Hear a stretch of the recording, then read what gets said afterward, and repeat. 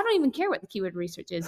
I'm going to create a product that I want, that I love, and then I'm going to build demand for it. Speaking of Glamnetic, since you brought that up, Yeah. like my whole strategy with them, it was like, let's build demand off Amazon, because then you change the nature of the game. Because see, Welcome to the My Wife Quit Her Job podcast. Today, I'm excited to have Janelle Page on the show. Now, Janelle was introduced to me by my good friend Ritu Java. We've known each other for over a decade. And anyone Ritu recommends is instantly on my must-have guest list. I don't even have to screen the person. Actually, Janelle didn't even think that we were interviewing today, recording today. But I was like, yeah, Ritu recommended you, so we're on. She is a much sought after consultant who helps both e-commerce business owners and creators make more money by being known, found, and chosen. And she has driven over $475 million in online sales across e-commerce services and coaching. And she has built herself and launched and sold multiple seven-figure companies and brands. Just by coincidence, however, I also found out that she helped Anne of Glamnetic, who was actually a prior guest on the show, grew her Amazon sales from 80K per month to over $3 million per month. And what's also cool is that she owns a pickleball company. She's got a ton of projects, not to mention a family, but today we are going to focus on her framework for growing an e-commerce brand. How's it going, awesome. Janelle? I'm doing great. So great to meet you in person, Steve. I've heard a lot of great things as well, and watched the podcast. So I even saw the episode with Anne. It's a great job, and I'm sure if everyone's as cool as you, an incredible community. So I feel honored and privileged to be here today. Well, thank you so much. And I read in your bio that you started in e-commerce since elementary school, but how did that lead to what you do today? Yeah, well, entrepreneurship since elementary, because I'm quite old. Everyone's probably like, there's no way they had internet back when she was in elementary. But yeah, no, I remember. So my dad was always, he taught us to work hard. That's the thing I always have to say. My dad set us up for success, both him and my mom, hard workers.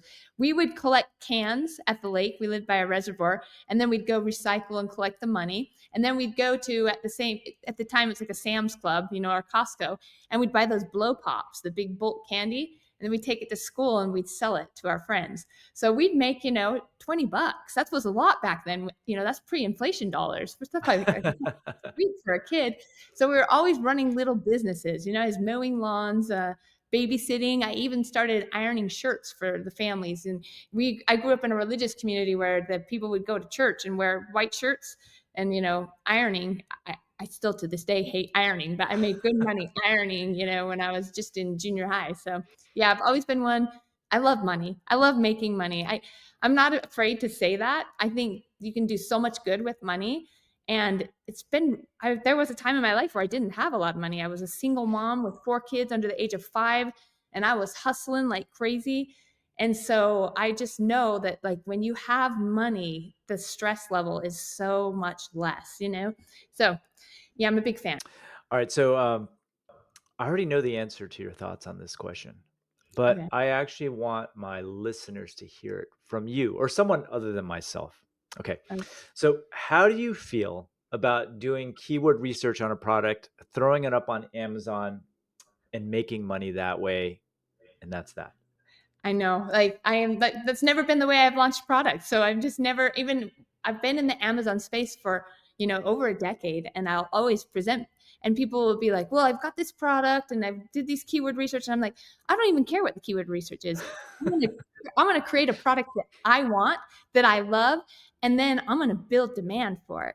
And, like speaking of Glamnetic, since you brought that up, Yeah. like my whole strategy with them, it was like, let's build demand off Amazon, because then you change the nature of the game. Because see, Amazon's like a closed ecosystem. There's only so much keyword searches that exist there, and everyone's fighting over that pie. But what I'm going to do is I'm going to create brand searches on Amazon. And then it's a defensive game. I just got to make sure I look great there and I defend my position. And those cost per clicks when I'm, defending Glamnetic's keywords are much cheaper than press-on nails or magnetic lashes. It's always been my strategy. I want to create a product that people love. I want to create a brand that will create loyal, raving fans. And then, the product markets itself, and we get to market the solution. I always think you created a product that solves a problem or helps someone achieve a dream state. So you just got to go out and tell people. It's a distribution now of letting people know about the product. And if the product's really awesome, you've got built-in distribution because everybody's going to talk about it. And that is the right way to do things for everyone listening. Okay, so we're at this point right now, and I'm sure you've seen this in your communities and the people you talk to. Amazon is just getting a lot harder. It's getting more expensive. Products are just constantly getting knocked off.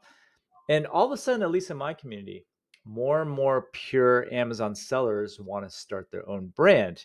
And it's kind of backwards from the way I started out. Like going from Amazon to a brand is much harder than going from a brand to Amazon. So, what I want to do today is I want to learn your process of building a brand for a product.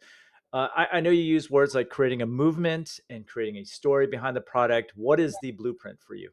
Okay, awesome. Well, that's a great question. And this is pretty much what I feel like I do most days is I got people that started out as Amazon sellers. They are really good at the Amazon game. They know how to find product opportunities and launch them and, start ranking and all that jazz. But then they end up like the guy at, I always say Central Park with the trench coat opened up and I've got the watches and umbrellas and they're like all these things. I'm hawking my wares and there's no like cohesive story. And so if you try to like go generate brand demand, it's like, well, who are you? Because typically when you create something, you think of a person and you're solving a problem. And then usually that person has other problems like related to the first problem that you solved. And that's how you kind of launch, complementary products. And so they've kind of not done that. So we usually start with, well, what's your hero product or what are you passionate about? Or we try to get, what's the story? Most of the time, I mean, that's what I want to get to is like, because we didn't do all this, we kind of have to go back and build that foundation first because every brand has a great story. And it doesn't mean like, and every brand usually that's an Amazon seller is like, well, I don't have a story. And I remember I was working with these two ladies who said the same thing. They had great products on Amazon. They had bestseller badges and they were lotions and potions. And they're like, we don't have a story. Like in 5 minutes, I'm like, you have a story. You're not even native to America. Your mom had these herbal remedies because as children, you guys got rosacea or was that, skin Yeah, condition. rosacea. Yep. Yeah, and I was like, so she had these ointments and tinctures that she used, and when you moved to America, your skin condition flared up because you didn't have those products, and so you went on like a 5-year quest to build them and source and formulate here in the United States. I'm like, that's an incredible story. So I think sometimes we get so close to the project because we're in it, we can't see the forest through the trees, and we think, well, I'm nothing special. I have this problem myself. I literally like started writing on LinkedIn and I hired a mentor and he was like, there's so much you can write about. I'm like, what? He's like, you know so much. I'm like, I cannot even think of one thing I would write about on LinkedIn. You know what I mean? And that's ridiculous if you think about it, right? Yeah. And so I'm like, oh, this must be how my founders feel that I'm helping, create their brand story. They're just in the middle of it and they forget how much they know or how special what they've done is. So we can create a story for anything and it's there. It's just uncovering it, shining it and polishing it up. And that's usually what the first part starts to look like. And if they truly have disparate products all over the place, it's kind of like we call it like trimming down the tree. Like what's our hero? Where's our best, path forward? I like to think of it like an arrow or tip of a spear. We've got to get some traction and go in with a focus. And then we can get laser beam focused with that marketing. I think the biggest thing is we have to identify the audience and who the product is for. And a lot of people don't want to do that because they get nervous about niching down. Because let's say they've got a product that they made for dogs, right? And it's like a calming treat. And they'll say, well, it's for every dog. And I'm like, well, great. If we go on Amazon right now, there are calming treats for dogs. There's like hundreds.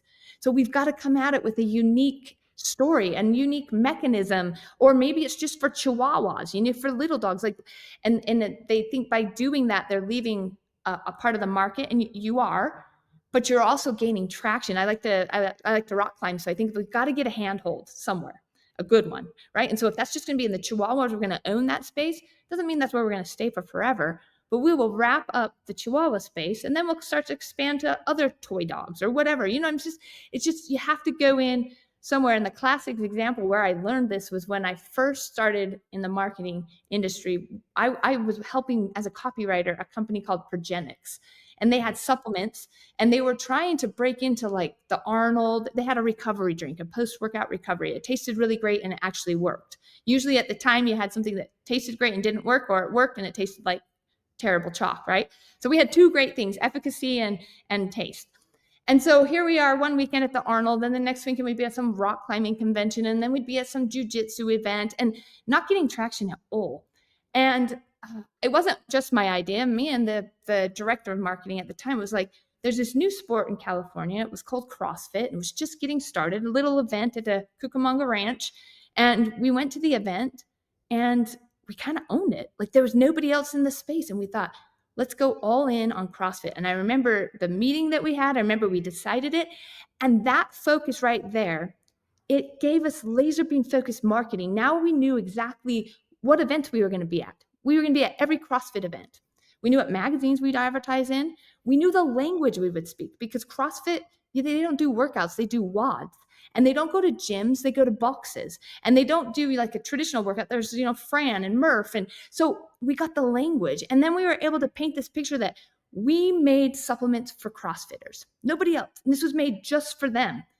And if you're someone that's into your body and peak performance, and you find out there's a brand that made and formulated a product just for you, and they locked down all the athletes, I knew exactly who I needed to now try to get under contract for my athlete strategy. It was every pro level, top and rising CrossFit athlete. And then I built out an amateur program because you want to get all the young kids too, right? And so it's just that kind of focus that allows you to dominate a market. And now Progenics, millions of dollars later, we've branched out and we own surf culture, we own spearfishing and like yoga, but we couldn't have done that initially.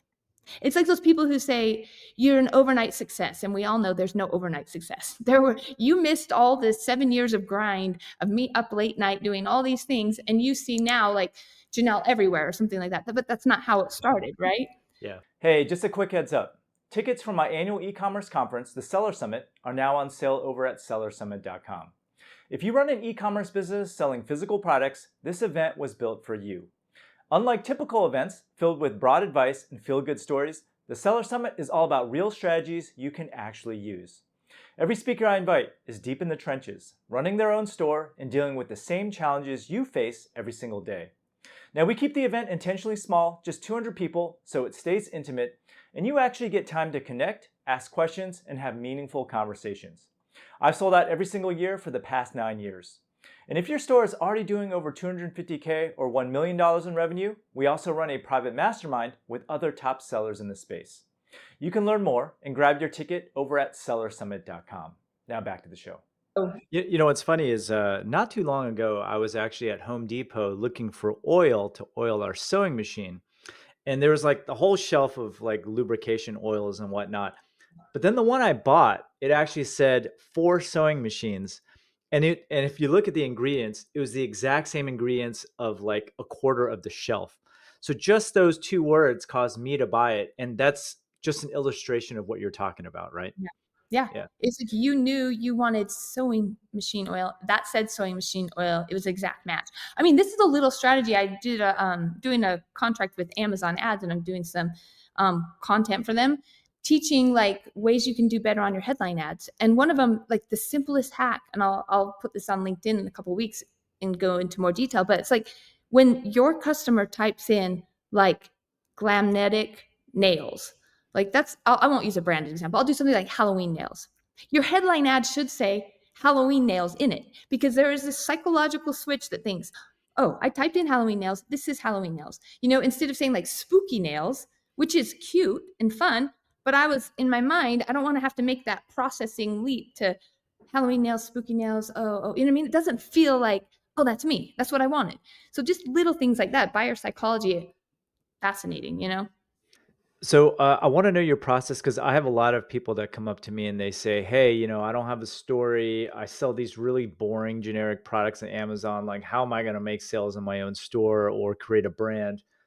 What is your process for extracting that information out of your clients? It's an interview style, just like this. But Okay. literally, just like 2 weeks ago, a guy who's like told me those exact words. It's boring. I worked in the TV mount space for all these years installing for like RC Willie or whatever, and I just was like these mounts suck. And I'm like, already fascinated. Can you already tell this is a story? He's like, and so, I'd sit here and I was like, try to like screw their big TV mount into like their pillar out on their patio, and it just wouldn't grab. And then, it'd only be flat. And I thought, wonder if you could angle this. So then he basically goes home, like for 2 years, he's tinkering with how to build better mounts that can like slide back, come around, crane, attach to any surface and not have to make big holes. And he's going on, and I'm just sitting there and I just kind of start chuckling. And he's like, what? I'm like, this is an incredible story. And he's like, this is? I'm like, yes. You basically, and he fails to mention he's an immigrant. He came here with nothing. And that's the only job he could get. He actually was very well educated in his country of origin. Comes here, can't get employment, guess because green cards and all that stuff. So he's basically taking a menial labor job all those years installing mounts when I think he had like a PhD. I don't remember that all the details there, but I just thought that's a great story. Can we not like all agree here on this podcast? So it really is just start talking to people. I can find a story in anything because people think you have to have an incredible story. And I'm like, every story, it's the way you tell it. Like I'm sitting here, I'm talking with animation. I don't think I'm really the best speaker, but I win the best speaker awards. And I think it's just because I'm animated, I'm Yes. excited. People feel the energy. Like I used to teach high school. My very first, that's what I went to school and I got a degree in secondary education. You are basically an entertainer. I mean, teaching history, I thought it was so fun. I got to like talk about dropping bombs and like, and the kids were like, this is so great. They all hated history. By the end of the year, everyone in there, when you ask them what they want to be when they grow up, they want to teach history. I mean, I almost cry about that because that's the power of a teacher or the power of enthusiasm, that energy that you can feel when somebody's passionate about what they love. And so I'm like, I always say I don't have to be passionate about things because I like to make money. I'll shovel manure because if it pays good, then I'll be happy about that. I was like, yeah, well, because you're passionate about making money. That's where your passion comes from. So I just feel like if someone here and watching this podcast is like, I don't have a great story. I'm like, why did you start your Amazon store? There's a story right there. Just like your great story. Why did you and your wife? How did you end up with this podcast? It's because she cries a lot. It's all because she cries a lot. You did not want to go to work. You were like, I'm going to fix this fast because that's what men do, right? We're fixers. I say we are fixers. I'm not a man, but I have been accused of being in my male energy when because I was a single mom for so long. And this is actually really fascinating. We won't go too off on a tangent, but there's what they call feminine and masculine energy. And that masculine energy is the fixing energy. And it's that hat I wear a lot when I've owned multiple businesses and, managing employees. It's like someone comes to you with a problem. You've got your like problem solver hat on. But when you come home, you need to learn that sometimes people just want you to listen and not fix, right? That's more That was the hardest thing for me to change. Yeah. yeah. So now I just keep my mouth shut for an Yeah. extended longer than I think I should. And then that's It's so done funny. wonders. I just told my husband, like, when you come to me with this problem, if it's not one you want me to fix, just let me know in advance. Hey, babe, I'm about to tell you something and I'm not asking you to fix it. I just really want you to listen. And that was a huge unlock for us because then I got to take off because you're in business mode all day. You take off I'm not here to solve the problem. I'm just here to listen. And, it's not necessarily a man or a woman thing. It's that masculine and feminine energy or just like boss mode CEO that we deal with. And that is great marriage advice. I thought we'd be talking about e-commerce only, but that keeps relationships together. So, Right. Janelle, okay, so we got the story. We Yeah. got something interesting to say. What is the next step? And this is another pain point I have, people in my class have is it implies you got to create content, right? You got to get this Yeah. story out there. So, what is your advice on that? Yeah, there's two ways, and I can do them both, and I enjoy both. But it's really not rocket science. And I love Alex Hormozy because I feel like he says things now better than I've ever been able to say them. He's got a way of crystallizing and teaching that I don't know if he knows this, but he's an incredible teacher. If you can crystallize things down to the simplest form of truth, that's just really sticky. But I was teaching this before, and it's basically there's two ways to get distribution. You can either pay for it or you can earn attention, right? So paid media, which I love, and then organic, which is slower, but it's also nice to, if you can build an audience, not have to always pay for it. So I do both. And sometimes I get frustrated with organic content because it's slower. I think it's got a longer ROI, and it's more sticky over the long term. You build a really loyal audience, whereas you're kind of churn and burn when you're paying for attention. Yeah. But they're both wonderful, and I would say you do both. So, it depends on what your budget is, if you have funding. If not, you're going to earn that with your time through organic content and posting. And what people don't realize with organic, trying to gain traction and build an audience, is it can take up to a year of hard work, a daily posting multiple times a day, and it has to be great content. And you're not going to start out with great content. It's going to take a while to hone and sharpen that skill. You start to see what works. And I sometimes don't have the patience for that, but I actually really enjoy writing. So I love making content on LinkedIn. I've tried video. It just takes a lot more time. You got to Yeah. have the studio. It doesn't work with everything else in my life that I like to do. So, and I'm kind of out of that phase where I don't have to grind. But if I was like back to Janelle with the 4 kids under the age of 5 and I need to make something work, you better believe I'd be all in on YouTube, creating long form content, educating, you know what I mean? Building out those assets. And I tell people, I've worked with YouTubers, creators, and launching products with them. They have such a head start because they have the audience. The people know, like, and trust them. And it's now just, okay, what product can we create for them that they're going to love, that's true to you? Because they have distribution built in. So you're going to have to build distribution or buy it. Okay, so back to like the Amazon example. I'm an Amazon brand. I want to, build a brand. Do I have to do video? Is the question I always get asked. Because written word doesn't work as well anymore. It did once upon a time. Yeah, no. So like if you're going to do written, you're going to do founder content, right? That's going to be you talking, and you're going to need to share pictures people want to see. But if you're talking about your product, you got to show, don't tell. In fact, if you go to my LinkedIn, if people want to see, like, I'm always posting like great ad examples and explaining the breakdown or marketing strategy. Like I just broke down Taylor Swift's Life of a Showgirl because it was recent. She does her ingenious launch of her 12th album and all the marketing there. So I like to break things down like that, because then brands, or mostly Amazon sellers who really aren't that strong in brand marketing, they can start to see. My goal is to teach you, like, look, this is what someone who's building a brand does. Like, who has the biggest brand in the world right now? Taylor Swift, right? So, Yeah. like, here's her playbook. Here's how she launches her 12th album. I mean, that post alone, I don't think people, this is probably the biggest unlock you can have, is like taking things that work in other industries and applying it to your own. I mean, that's huge, right? So go look what Taylor Swift is doing in music. You can apply that in e-commerce. I try to break that down for people. So you were asking, like, what can they do? What was the question? So I Well, can come a lot back of to it. people are actually squeamish about doing video. Oh, yeah, yeah. Get on video. Okay. Well, you've got to, if you don't want to as a founder, at least show your product working. Like I just showed the cat video on LinkedIn, like one of the best product demos ever. If you've got a product, if people can see that it works or how it works, that's half the battle. If you don't have a product that's demonstrable, I'm like, I don't want to invest in it, because just of what I know now and how easy it is to gain traction on social media, make video content, like create products that can sell themselves. Like when somebody sees it, they have an aha moment. Because the hardest thing with Amazon sellers, and I do feel bad saying this because I know a lot of people probably listening to this podcast, if they're Amazon sellers, is they probably have a Me Too product. They probably Yes. saw something in a category that was like, oh, wow, these shelves are doing great. I'm going to get in the shelf space, and like, I'll just make it a little cheaper to ship. And they can't even tell you why their product's better. And see, that's just not, I just would never create a product like that, because I know you're basically not able to build a brand off something like that. Okay, that's a really good point. So there are a lot of people that come to me. They found a product and it was good because of the numbers, right? And at the time it wasn't that competitive.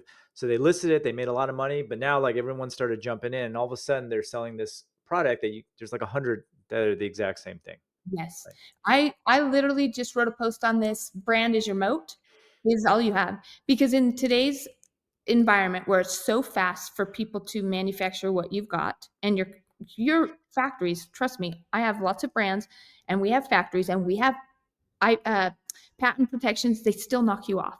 All right. Yes. So if you can build it, so can they. That's what I always tell people. So you know what? Your only moat is going to be your brand story and how you market and your distribution. And so you've got to figure that out.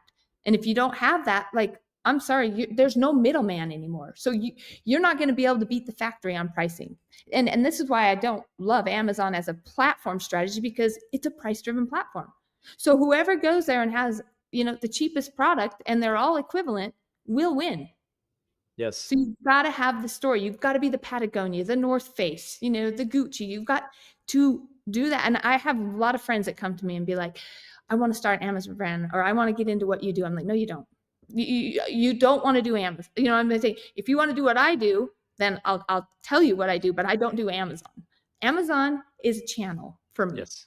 Okay. And I'm platform agnostic. I don't care where you buy my product. You can buy it in retail. You can buy it on Amazon. You can buy it on my site. My job as a marketer, as a founder, as a brand creator is to create the demand and the desire. And then you go buy it where and how you will. So back to the content now. A lot of people are intimidated. So let's say you get over the video hurdle. Great. Okay. So they're willing to create video. But then creating content on a regular basis, because a lot of it is consistency. Like we're both content creators. Yeah. Uh, how do you find endless ideas about your brand that you can create like a TikTok channel or a YouTube channel or an Instagram Reels channel? Yeah. Okay. Well, there's two things. First, these are good questions. I want to say one good piece of content can change your business. I used to tell people this, and I still do all the time. One good lead magnet, one good funnel can make you millions of dollars. So it's not like you have to have 15 great marketing funnels. Sure, it'll be great if you can build up to that, but you really just got to nail one of them. Get that rocking and rolling. And then as you find success in a funnel that works, and you start bringing in customers, you get so much feedback from them that you can actually start. They write your funnels for you for the next, your next ads. It's like it's the hardest part is just getting that first initial traction, finding the thing that works. And in order to do that, you have to test a lot. And I meet with people all the time. They'll say, well, I tried Facebook ads, or I tried this video, it didn't work. I'm like, how many did you try? One or two? I'm sorry. Like I test initially out of the gate, like 20 creatives. That's just an initial launch. So, when you say how many do we need to make, we need to make a lot because we need to test. But yeah, you can shorten the time frame of success by studying what's working. There's formulas, there's frameworks. I guess a good reason to follow people like me or you teaching, is I'm breaking down all the time successful ads, how they're doing it, what they're doing. And it's really like hook, the body, and the call to action. So if you get them to stop the scroll, or you grab their attention, and it doesn't have to be this huge, you know, dynamic demonstration. It's literally just when you understand your audience and what the problem is, you can hook someone by just calling out the problem and showing your product fixing it. It doesn't have to be a dramatic display is what I'm trying to say. Like they're so simple. Like, that cat ad, it's on top of my mind because I just made a video about it on LinkedIn. It shows like I have a cat. And so, I hate having cat hair. We got these lint rollers around. I'm always like, get the cat hair off me. It doesn't work that great. You have to always be taken off. So of course I see a video where they're trying to get cat hair off of the sofa cushion with this. And it's just, we all know the pain. And in like 3 seconds, you're already like, oh yeah, I relate. This is like, they know a cat owner. Obviously stop the scroll by showing me exactly what I do every day. And then they take their little mitten that they've developed. You'll have to go watch the video. And they literally just go like this and picks right up that hair. And I'm like, sold. That's not even hard. You know what I mean? It's like you showed the problem, you showed how your product's the solution. It is that simple. And again, I think the problem is that we have people that have created products that it's like, well, this isn't demonstrable. Right. Like it's just a shelf that sits on the, like, talk about your bookshelf behind you. I mean, if that was my product first, I wouldn't ever go into market with that as my product. I know too much now about how you have to be able to market a product unless there's something like that. This folds up and you live in a European studio apartment and maybe you need that space later in the day and that will like condense down and do something so funky and flatten against the wall. Then that bookshelf to me is like, okay, so what? Yeah. There's 1,000 bookshelves. It just would never even enter that space. Yeah, which is what I wanted to say. Like sometimes your Amazon product isn't going to work, right? For creating that brand. You got to pick and choose like your best ones that are most demonstrable and stand out, right? Where you can create some sort of story around it. Well, and I talk a lot because I have colleagues and good friends in this space that literally there is a model that is I am an Amazon seller. And this is what that model looks like. And I wish that they would teach this to their students so they understand. An Amazon seller, your job, if that's the model you want to do and run an Amazon business, is you are constantly on a hamster wheel of finding products that you can have some good margin for maybe 3 6 months, maybe it goes for a year, but you get in, you make some good money on that product, and then you basically are wiped out because competition gets in there, and that is the business. Then it's looking for that next product. So if that excites you, if that's fun, that's very different than building a brand. That is looking for product arbitrage or opportunities where you can come in to a category that's not fully saturated. You have a little unique advantage where you've found how you can ship it cheaper or flatter or make this tweak. And so if you have like a 3 to 6 month glory run and you make, $100,000 and you're going to reinvest that, great. And I know people who have done well doing that. And unfortunately, they don't do as well anymore because the aggregators don't want to buy businesses like that Yeah. anymore. And Yeah. that's what I think there's a lot of people now in the Amazon space that are kind of like, oh, shoot. Like my whole goal was to get in here and do this because they were going to help me exit, but nobody wants to buy that anymore. It's so high risk. I work with PE groups and aggregators all the time, and they won't touch that. They're not interested. They want a brand. Yeah. Uh, so the examples that you just gave, like regarding the cat, like those are great for ads, right? Mhm. But if you wanted to have like an organic content strategy that required Okay. consistency in posting, uh, what is your strategy with that? I'm gonna tell you one because I am launching a cat brand just Oh, right you now. are? Okay, great. Okay, so Perfect. I'll tell you exactly what I want to do in my How opinion. many It'll brands do you have, Janelle? like I Like a you know what million. literally like every day I get approached by people that are like, Janelle, I want to launch a brand and I want you to partner and just, you know what I mean? And it's fun, it's exciting, but it's like picking the ones where you're like, okay, this is one where I want to be involved in because here's why I love this brand. Cats. What's the most shared content on TikTok, on Instagram? Like it's to me, it's a no-brainer. I'm like, yes, sign me up for cats. Do you know how much fun we can have making cat content?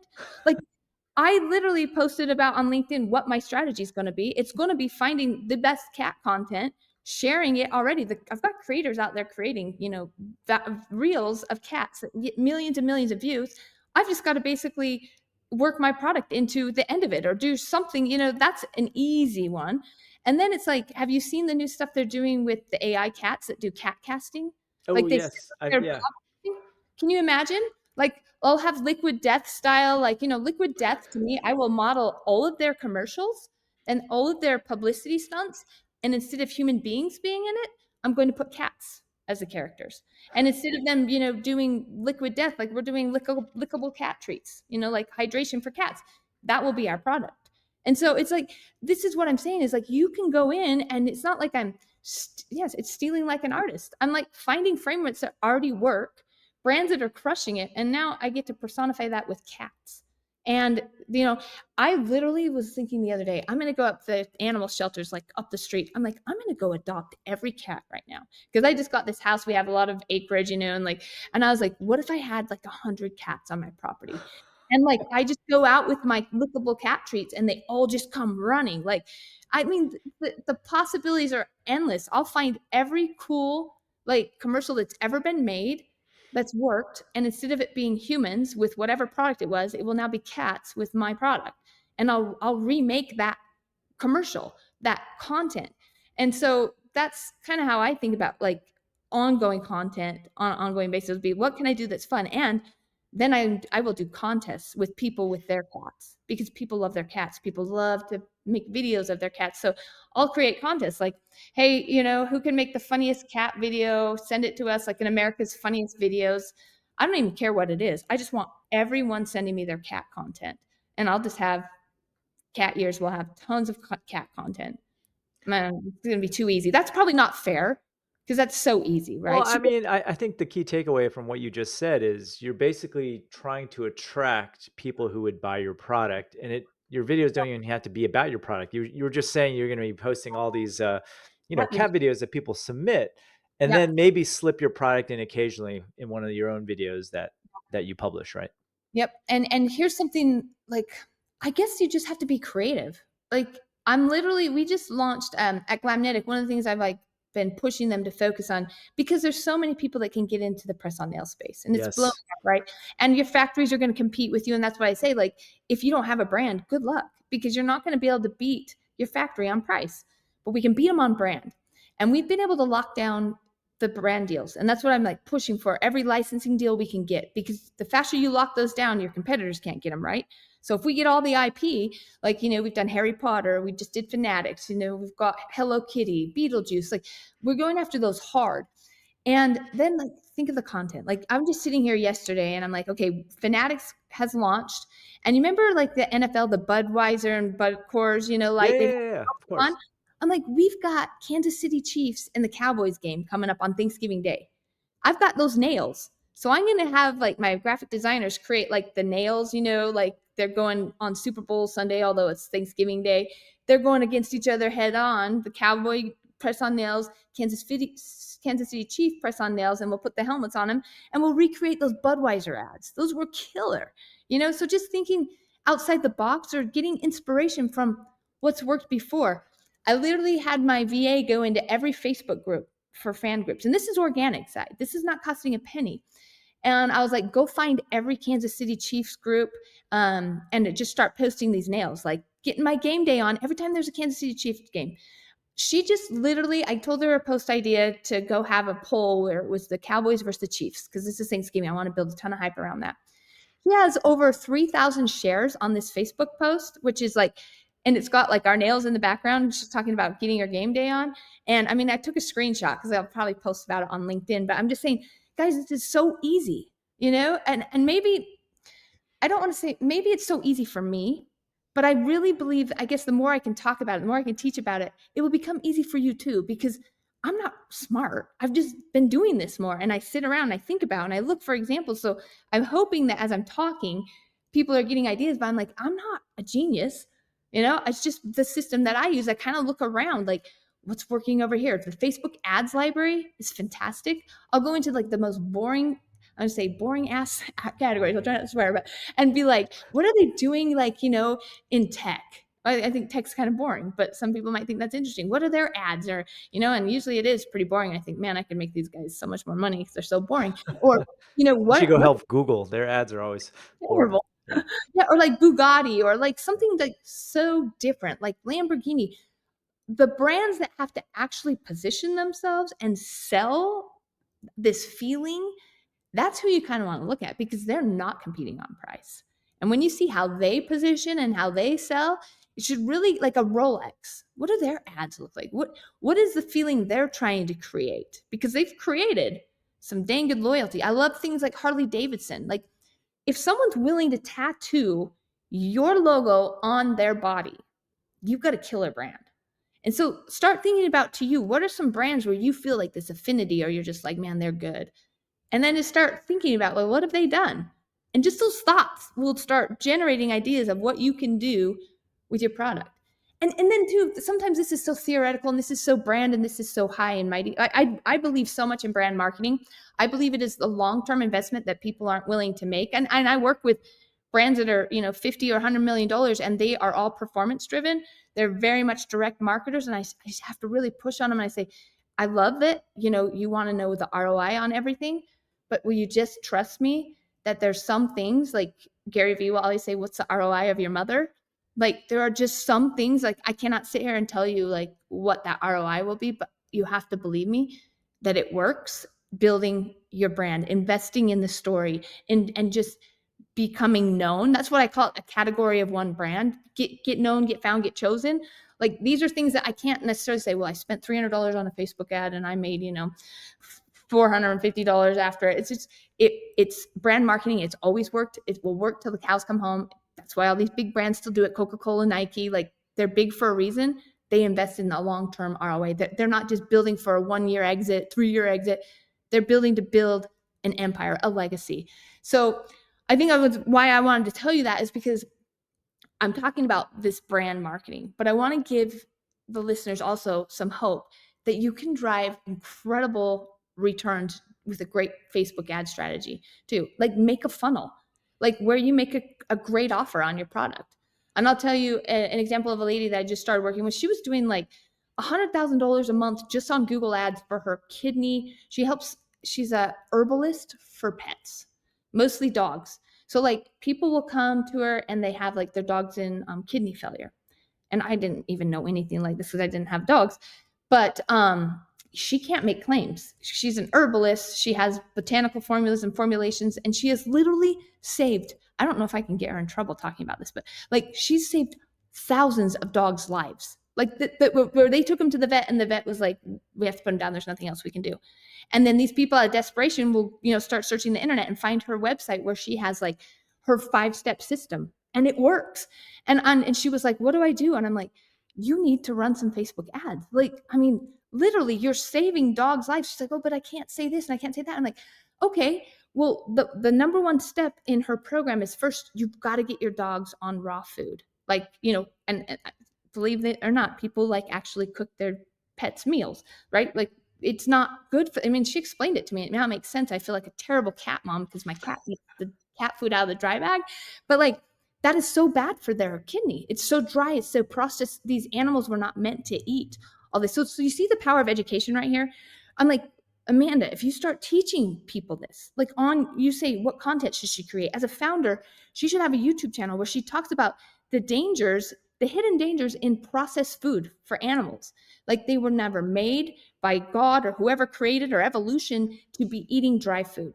I say, so that's step one. So what do we do about it? Well, we can cook them meals. Can you imagine? I said, do you know what a great lead magnet a recipe book for raw meals for dogs would be? Do you know how many leads I could get you at less than 25 cents a click overnight with a Facebook ad giving out free recipes for dogs? And it's just, they just never think about, they're thinking so transactional. Like, I got to sell the product, I'm like, no, we need to get people educated on what it causes kidney failure in animals and how your 5-step system saves them. And the first step in that is getting them off of their processed food onto a raw diet. And any human being that's ever into health understands that because it's the same step for humans, right? Yes. We can't eat garbage in, garbage out. So it makes complete sense to now the dog owner that's like, oh my gosh, the food is that I'm literally feeding my dog is killing my dog. All right. So step one. And then step two is like, they have to have pure water. Like, I didn't know this, so she has like all these 5 very beautiful steps. We create a funnel and now we can go to market with getting her leads. And we're just getting started, but I would love to be able to and I will share it on LinkedIn, but she'll have $1 million funnel. Give us another 6 months. We're building the landing pages. We're getting all of the assets together. We don't even need 6 months. It'll be 3 months. It's going to be so fun. She's excited and she has so much knowledge. She has saved thousands of dogs. And even if she'd only saved 2 or 3 at this point, you still could go to market with this product and this solution. So that's why I don't want people thinking oh, brand marketing. She's not out there building 5-leaf botanicals, investing in billboards. She can literally go into and target her unique owners. We can target on Facebook. The beautiful thing about Meta anymore, you don't have to know what audience, what interest. The creative drives the targeting. So when you start talking about what you know and you create the ads, it'll find them. So she's going to need $500 to go to market, and start getting leads. You know what I like about that example is this is just the tip of the iceberg. She's building herself as an authority in this niche. Yeah. And she can release millions of remedies and people will just buy it because of her, right? Yep. Well, and here's one maybe yeah. too, in case we're getting boring, because I do Me Too products. I'm helping a brand right now. They're literally in the supplement space, and I've done millions of dollars in the supplement space, and I start to think supplements are kind of boring, but they do well. But there are a lot of Me Too products, especially if you're like magnesium and biotins, and they're just a dime a dozen. And these guys have all Me Too products. And they were just come to me, and we're an Amazon brand, have tons of bestseller badges. They're crushing the Amazon game, but literally they've got nothing else, and it's competitive, as you know. So I was like, oh, this is going to be actual work, not super exciting or fun, because it's how do we get? But I was like, okay, well, let's pick the product that has the most easily identifiable problem. And maybe it's just because it's top of mind for me, but my hair's thinning. Biotin helps. As you get older as a woman, you go through perimenopause, you start losing hair. There's all these reasons. So I was maybe most interested about that. But I'm like, okay, we can make a great funnel for biotin, because that's emotionally something that I can stop the scroll with. You know, I can show viscerally hair, a lot of hair on the shower, because that stresses you out as a woman as you're, you know, putting your shampoo and your conditioner in. I know that problem. You know, you pull out and you're like, oh my gosh, like it's like a sickening feeling. Or you see it, you know, at the bottom of the shower drain. And I'm like, this will stop the scroll because it's speaking to me. I know the problem. And I know, like, if somebody told me the solution was I need more biotin. And here's the biggest thing: people with their hair, things like that, they're very skeptical.